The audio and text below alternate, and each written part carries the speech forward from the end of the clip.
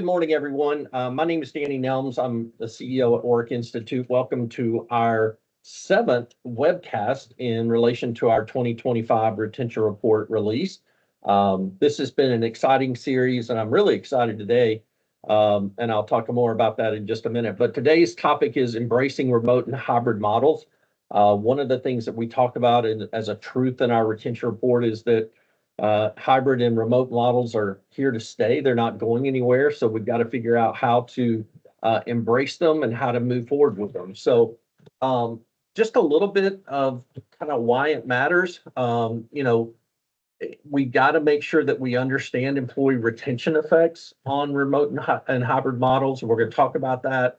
We're going to talk about it as a competitive advantage. We're going to learn some best practices about that. And then a little bit about policies. Anybody that knows me as an HR person knows I hate policies, but we're going to talk about it a little bit. But I'm really excited to introduce my guest today, Reen Baskin from Baskin Strategies. Reen, how are you this morning? Although we had a few technical difficulties. Hey, Danny, the sun is shining. It's a great day. I'm happy to be here, so no worries at all. Good. So, Reen, how about telling everybody a little bit about your background and a little bit about Baskin Strategies? And well, I'm happy to.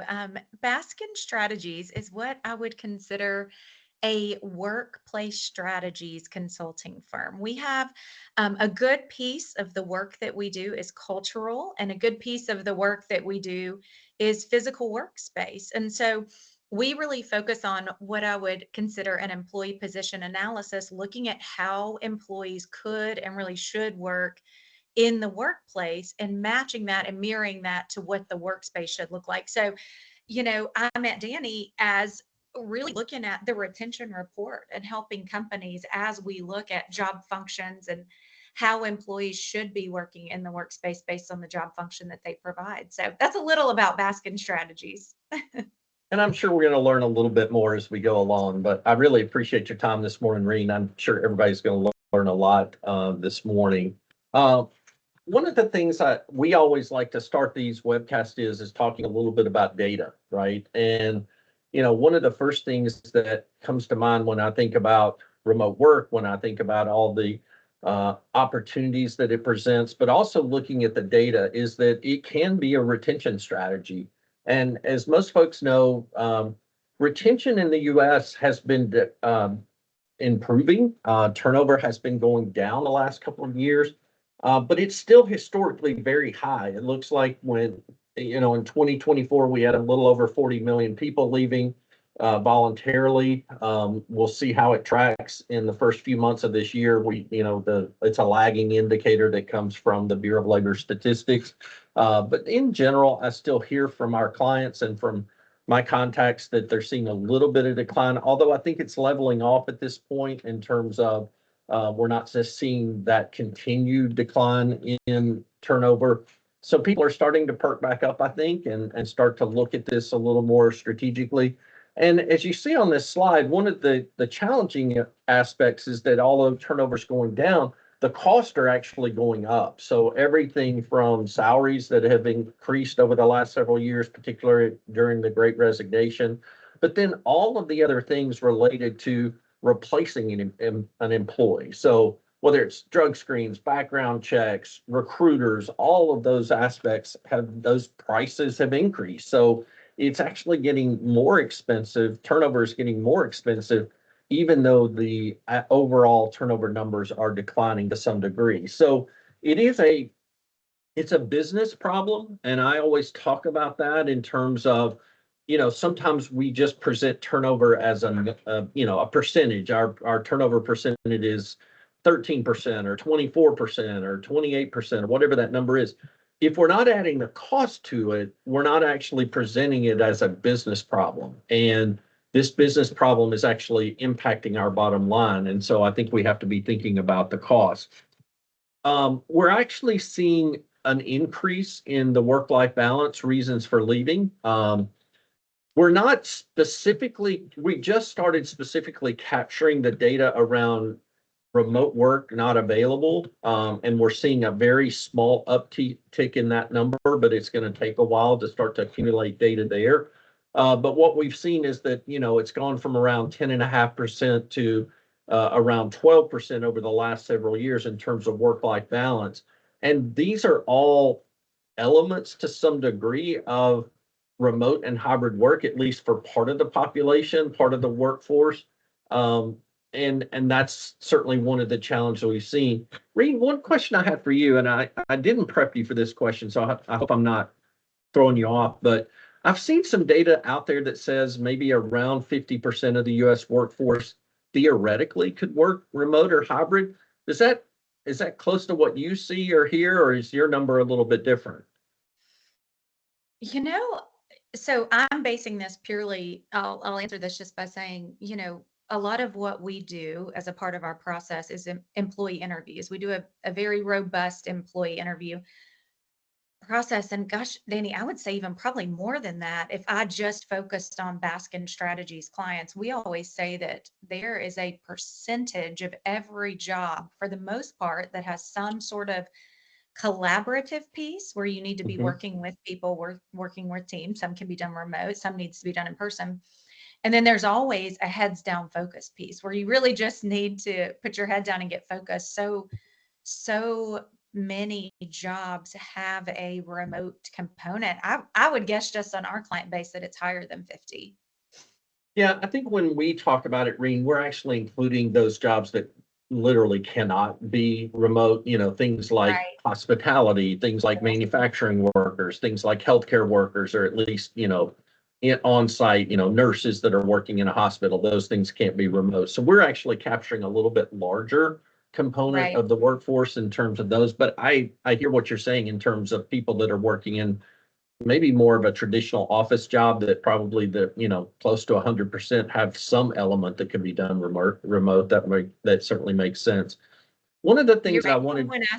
Someone asked me about the jails one time, and I was like, "Well, we need everybody that's in the jail system to stay in the jail Yeah, system." So I get what you're saying. exactly. Exactly. Yeah, we can't have a corrections officer that's working Right. remote for sure.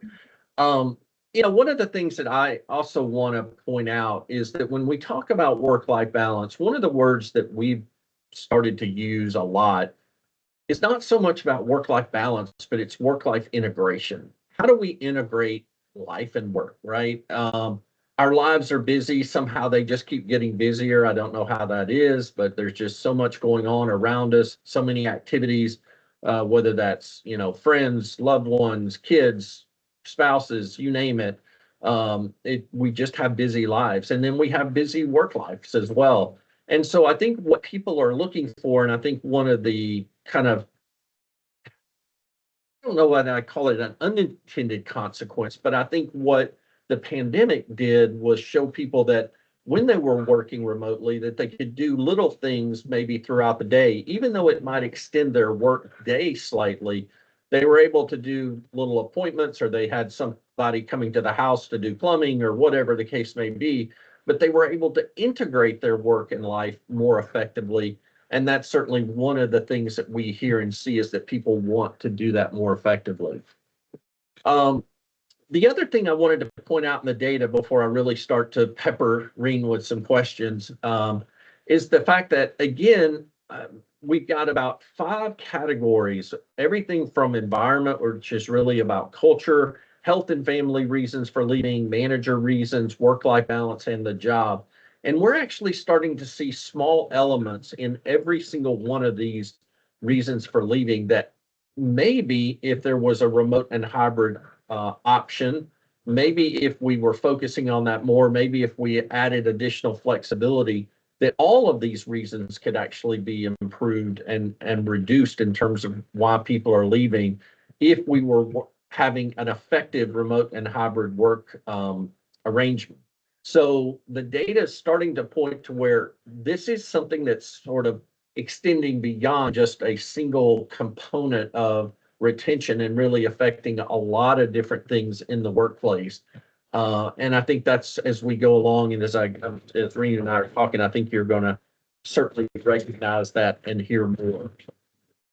So, Rena, one of the things that you and I talked about is, making the business case, right? Why should businesses be willing to explore, willing to keep, willing to really dig into remote and hybrid work. So talk to me about the business case. Why does it make sense for businesses to embrace remote and hybrid work arrangements?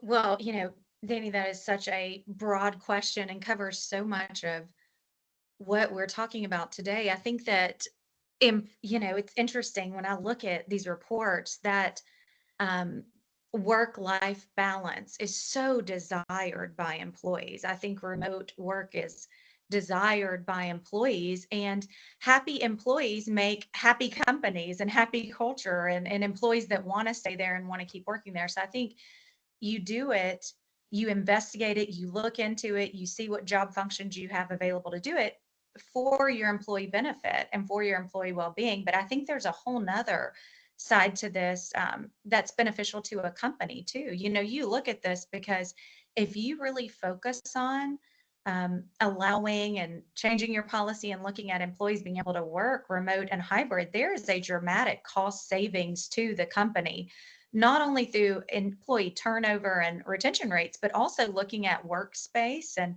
how that can ultimately cost you less. And there are a lot of benefits to the employee from a cost perspective too, driving into work each day, different things like that, looking at what they eat throughout the day. And so I know we're going to get into it in this presentation, so I'm not going to jump too far ahead, but there's a lot to show that productivity actually increases, when employees are working remotely and hybrid.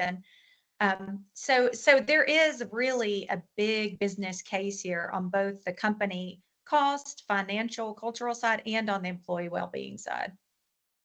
Well, let's jump into that productivity just a little bit, Reen, because I think that's one of the myths associated with remote and hybrid work is that we lose productivity from employees, and I certainly think there are instances where that could be true. But what do you actually see in reality in terms of productivity when we offer remote and hybrid work arrangements? You said it, Danny, but the number one thing I hear when I am sitting somewhere and I introduce this concept of remote and hybrid work for some of these job functions is that number one myth is, well, people really aren't working when they're at home, or their productivity has decreased because they're doing other things.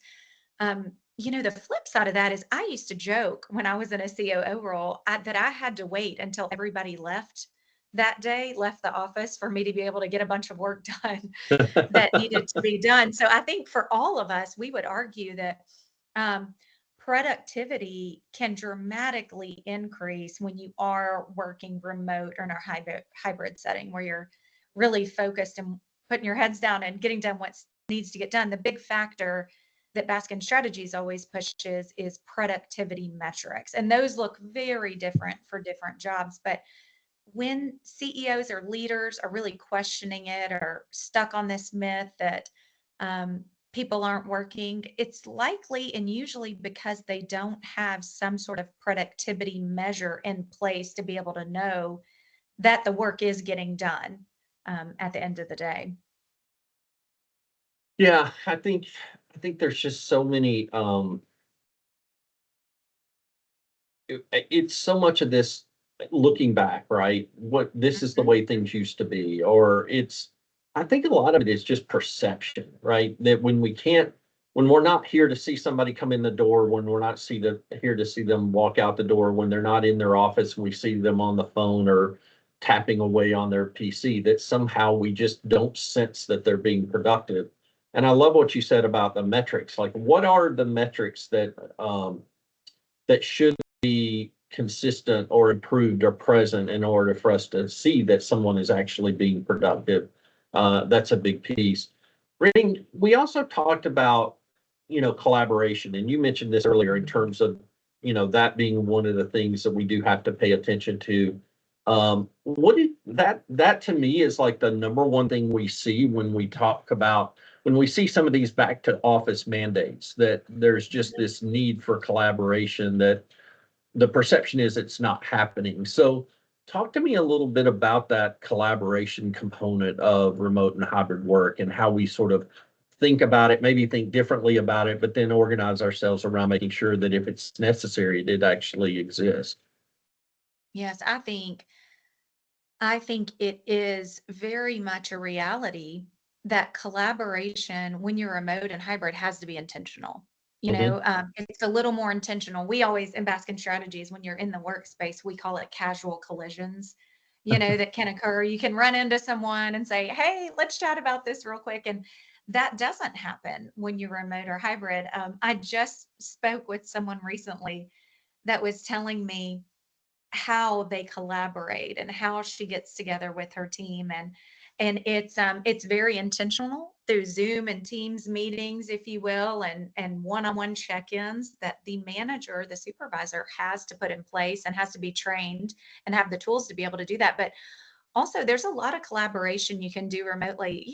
The NCAA brackets right now, a lot of teams are doing online Yeah. brackets and filling things out. I even heard about how they have a sort of hybrid happy hour where you can bring whatever you want to drink. And I thought, well, that sounds awfully fun, and Yep. get to know your team and lots of introductions that way. But my point is, it can be done, but it has to be intentional. And we have to train our supervisors and our managers to use those tools. And we have to provide them those tools to make sure we're just collaborating through chat throughout the day, and that we don't have this mindset of, because we're not in person together, I can't ask them a question or can't get their feedback. So Rena, I'm so glad you mentioned training of managers because I think, and of course, we talked about this on one of our prior webcasts, is that we're putting so much additional responsibilities on our managers, managing remote and hybrid workforces being one of them, but also just adding more responsibilities to them that are not about leading their teams. But there is specific training, there is specific tips and things that managers can do to improve productivity, make sure collaboration is occurring, make sure one of the things listed here is culture decline, making sure that we're keeping all these things top of mind. But it is a new skill for managers. It is something that they have to adapt to and learn to do more effectively. And so I'm glad you mentioned training. Are there specific things that you really focus on with managers? Not necessarily you and Baskin, but just what some of those things that managers have to be a little more attuned to when they're working with a hybrid or remote workforce. I think it's, being a little more scheduled. And what I tell my managers, and you're right, there's so many realms of training that we can go through, from working flexibly to working totally hybrid, totally remote. But I just say practice what you preach. Um, Mhm.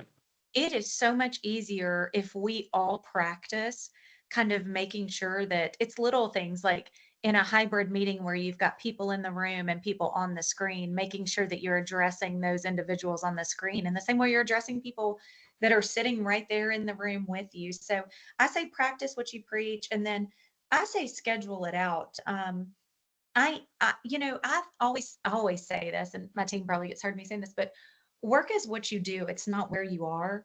And so for us, it's really focusing on those outcomes and training those managers, not to micromanage the process, but to micromanage, or not to micromanage, but to manage the outcome that's being produced. So it's being a little specific around checking in, um, working towards the outcome with your employees, and just really doing it in the same way that you're asking them to do it. That makes so much sense. So, in terms of workspace and workforce flexibility, and I know I couldn't go without asking you this because I know this is one of the focuses for Baskin Strategies is that workspace design, right? So, Mhm.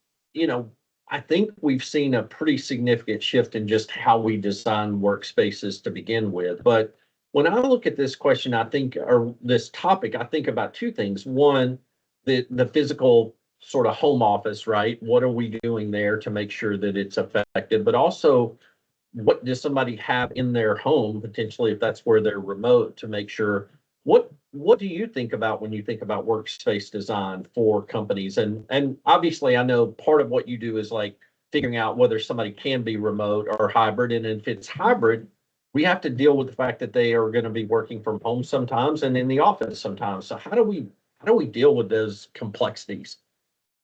Well, I mean, Danny, you're hitting right on what we do, but I would say at home, people tend to work best in what makes them feel comfortable. And I think that is very different for a lot of different personalities. And that's one of the benefits of being able to work remote. But I'm going to talk about hybrid for just a moment because this came up on a project we were on not long ago.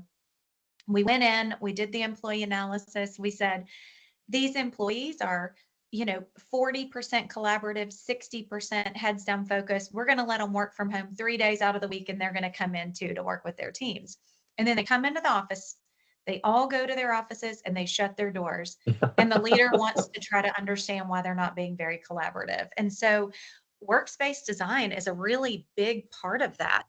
When you've got people working remotely, it's really important that your design be this open, kind of intentional place that draws people in. You'll see in the design a lot of open break spaces right now where people can get coffee and collaborate around and have those casual collisions that we talked about, but also, really a touchdown space where people can mix and come in and work with their different teams. So that's a lot of the trend that we're seeing right now is more touchdown, um, more open spaces, lots of enclaves that you can jump into and work on a little unexpectedly. But really, the companies that are doing this well are really embracing a collaborative workspace, knowing that employees are working remotely and hybrid by themselves when they're at home. Yeah, that's super helpful. Um, when I think about the common challenges, and Rena, I have to ask you this because I know this is really where your expertise is, and feel free to go fairly deep into this. But the big question is, what jobs can work in some sort of remote or hybrid versus those that need to be in the office, right? So talk to me a little bit about how you help companies make that decision and not just make it arbitrarily, but make it through a real process that helps to understand the job itself, understanding, space planning and all those things, all the pieces that go into it. So spend a little time talking about how you all go about helping companies to understand what jobs can be done remote or hybrid.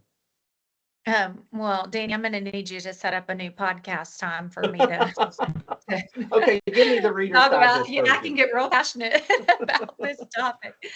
But I think you said it best when we first kicked off this podcast. There are jobs that cannot be remote and cannot be hybrid. And I don't think anybody is arguing that. I think that teachers in elementary schools are in the classroom. I think doctors are in the hospitals. I think, our corrections officers are going to be in the correctional facilities. And so there are a whole host of jobs that sometimes almost put out of my mind a little bit because I don't think that those type of jobs have the flexibility. Now, that's not saying they can't. I know a lot of remote nurses and things like that, but that's a little more specific. So I'm going to talk about the types of jobs that Baskin Strategies sees on a more regular basis.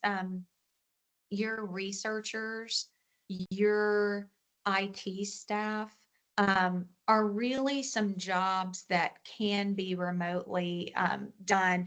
And when we go into an organization, we look at a lot of different factors. And, I certainly don't want to bore everybody on the podcast, but what the main focus is, what is the job function actually supposed to be doing? And why is this important?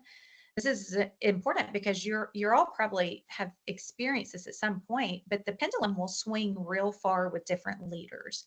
You'll get a leader that'll come in and say everybody can work remote, and you'll get a leader that'll come in and say, nope, I want every single person back in the office. And so for us, we try to be that non-opinionated, third party, really data driven, providing an analysis that says what the job function does. And we do that by looking at how the job function is written, but also the tools that they're provided. So I'm going to give you some examples. One is think about a caseworker. A caseworker, we would actually put in the category of field or remote work because in some companies, they come in, they come to their desk, they get their coffee just to wave at their manager and say, hey, I'm here. I showed up for work today. They may drive 30 minutes back out to deal with the cases that they're supposed to deal with. And then they may come back into the office to drop their car And so we're looking at the tools that they're provided and saying, you know what, we could cut efficiently 30 minutes drive into work and 30 minutes drive home to work out of their day by providing them with the tools necessary, such as a laptop, a car, um, apps, whatever it is that helps them to drive straight out to do the casework that it is that they need to be done. A long time ago, I looked at T-Dot workers and just the ability for them to, get in their trucks and have all the equipment that they needed. Some jobs that need to be in, this is an interesting one. A lot of times leadership does need to be in to be the touch base for employees that are rotating through on a daily basis. You may have a rotation of different teams, and it's nice to have leadership there to touch base. Not that they can't rotate as well, but they certainly can. But I also had recently a front desk receptionist say to me, a lot of people in the office are working remote. They're auditors, they are, financial analysts, and they've got a lot of heads down focus work that they're doing. So I want to work from home, at least 3 or 4 days a week. Well, if the job function is a front desk receptionist that is greeting guests, if your guests are coming in 5 days a week, that's a hard job to have be remote. Same thing with an office manager. We see that quite often where office managers also want to be remote. And if they have enough transactional work to do as a part of their responsibilities, maybe that works, but not always. Yeah, and I think and Reen, you can just agree or disagree with me on this one, but one of the things that we've talked a lot about when we talk about manager training, when we talk about work-life balance, when we talk about remote work, we talk about helping managers to have difficult conversations, because that's what you're describing, right? Is that in some cases, it simply isn't possible for a role to be remote or hybrid. And we have to have the difficult conversation and make that difficult conversation productive, right? Really bringing forth the facts and the elements of the job, and making sure that somebody truly understands why it is that their job can't be remote or hybrid. And that brings me to kind of that. I feel like if I think about the most common mistakes that leaders make, I think it is that we're not having enough of those crucial or difficult conversations around what's working, what's not working, those people that maybe are working remote and aren't being as productive. Because I think there are cases of that. Is that, in your mind, is that one of the bigger mistakes or bigger challenges that we have, is just not having the difficult conversation? Oh my gosh, Danny, you are so right. We see it all the time. And nobody wants to have that difficult conversation, right? So, I've seen some managers avoid it, just avoid the conversation. And I've seen some managers do it really, really well. I'll credit an HR leader that I saw recently when we were relaying the message that some of the administrative support staff were going to need to be in the office more days than others because they were setting up team lunches and meetings and greeting guests and doing some in-office activities. This HR leader got really creative with saying, "Hey guys, you can dress down on Fridays," and giving them some perks and doing some different things that was also specific to their job function, that I think was just really, really well done. But difficult conversations all the way around are one of the more challenging things that we have to train our supervisors and managers on, especially in a more remote and hybrid environment, which I would 100% agree. Yeah, this to me is the big issue. You know, Rena, again, I'm not trying to throw you off because we didn't really talk about this, but one of my worries has been, and I think it's just describing what you described, but I'm gonna put it in slightly different words, is that my fear has been that we would sort of have these cultural wars, or we would have class warfare. I don't know. There's not a good word that comes to mind, but it's the haves and haves not. It's the people that can work remote versus the people that can't, right? And we mentioned hospitals earlier, right? So there's so many roles in a hospital that have to be there to care for patients, right? You can't do Right. emergency surgery remotely. But there are administrative roles in a hospital that theoretically could be done remote. So I worry that we're going to get, those that can versus those that can't. And I think what you were describing is how we combat that and making sure that culturally we're talking about it, we're not avoiding it, and we make sure that we figure out how to embrace that, but we have an organization that has some that can and some that can't. Am I tracking appropriately with that? Yeah, I think you are, and I think we have to pay attention to those, and not to take us too off track, but recently I was on a project where there were 6 administrative assistants, and they all were rotating. They have a small portion of work that can be done remotely, so it was being done remotely. Each person got a day to work remote, and then they were in the office. But there were 2 um, individuals in these positions that had moved. They moved during COVID and they were not there, so they were not being asked to do some of the responsibilities that some of the others were having to do. And what do you think happened? Well, it caused resentment, and I could tell from day one there was a little tiff going on, and all the things. And so I think that that as leaders, we have to be very intentional.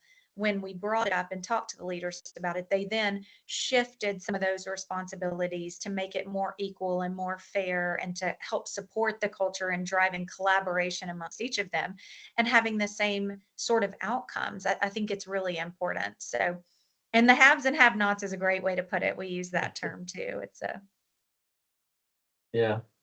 Um, One of the things I wanted to touch on, and Rena, I'll certainly give you a chance to talk about it if you want, but we at Work Institute, so the number one reason why employees leave is around career issues, right? It's career develop, it's about development, it's about promotion, it's about flexibility, it's the things around career, different careers altogether.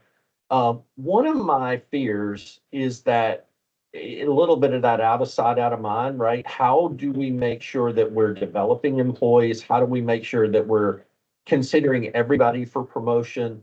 And I think that is one of the things that we have to really guard against, is that because we have folks that are working remotely that we don't see every day, it's a little bit of that recency bias that comes in that we talk about in other areas. But how do we also make sure that we're creating development opportunities, creating career paths, making sure that all of those things are still present when we have a dispersed workforce? Is there anything that comes to mind for you? Well, the first thing that comes to mind is really making sure that we have those performance metrics, if you will, in place so that we're looking at outcomes equally.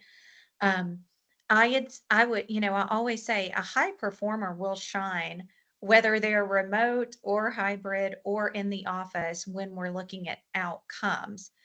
I still think it's important as a piece of training to our managers and supervisors that we're not in that out of sight, out of mind mentality. And it actually goes both ways. If you're bumping into someone in the office every day, you may think about them for a promotion first, but you may also give them something on their plate first because you just happen to run into them. So we have to be very mindful about the work product itself and focusing on those outcomes.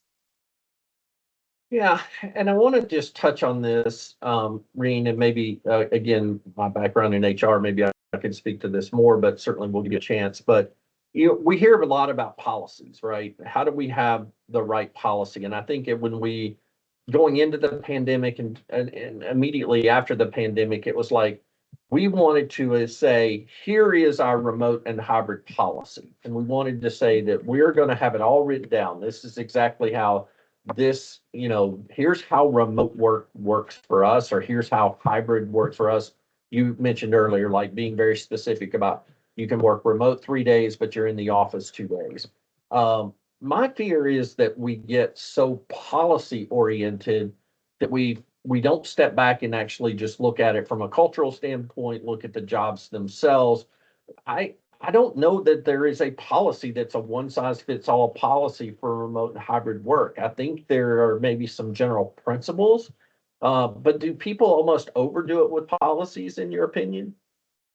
Oh, yeah. I mean, to me, the biggest mistake that's being made currently is these blanket policies that say everyone out of the office 2 days a week, everyone in the office 3 days a week, because we just hit on it. The reality is not every job function is the same.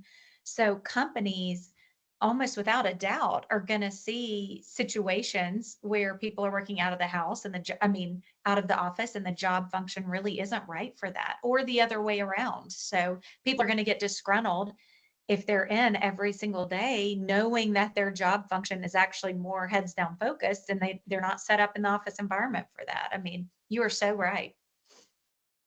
Yeah, and for everybody here, one of the things we have listed here on policies is, there are some legal and compliance considerations. We have to make sure we're looking at, what state is somebody working in, right? If they're working fully remote, we got to make sure we're collecting taxes appropriately. We make sure that the labor laws that are present in those states, we have to be, if they're working in California versus Tennessee, the labor laws there are going to be very, very different. And that just because, we're headquartered in Tennessee doesn't mean we don't have to follow the labor laws in California if somebody's working there. Data security certainly is important. So we have to make sure that we're pulling our IT and security teams into the equation, making sure that everybody is set up appropriately when they're remote, to make sure that we are protecting all of the data that we need to protect, that all the security profiles are in place. So that is something that we need to be aware of, and certainly cautious of, and make sure that we're doing that effectively. I want to wrap up here pretty quick, Reen. I want to invite anybody that, if you have questions for myself or for Reen, just use the chat channel and throw a question out there or a comment. Reen, I just keep thinking, the word that keeps coming to mind for me throughout our discussion is this concept of intentionality, right? That somehow we have to be very intentional about how we're addressing remote work, hybrid work, policies, culture, how our managers are managing these managing their workforce. It's this concept of intentionality. Am I right in thinking about it that way? And intentionality is a great word. That's right. Yeah, I think we just are too, again, I think sometimes we just get caught up in the policy. And certainly there are policies that we need to pay attention to, and we need to be intentional about that. But everything is about just making sure we have a plan, making sure that we've done it right in terms of truly understanding the jobs that can be remote, those that can't be remote. And Reen, I think that's what you and your company do extremely well.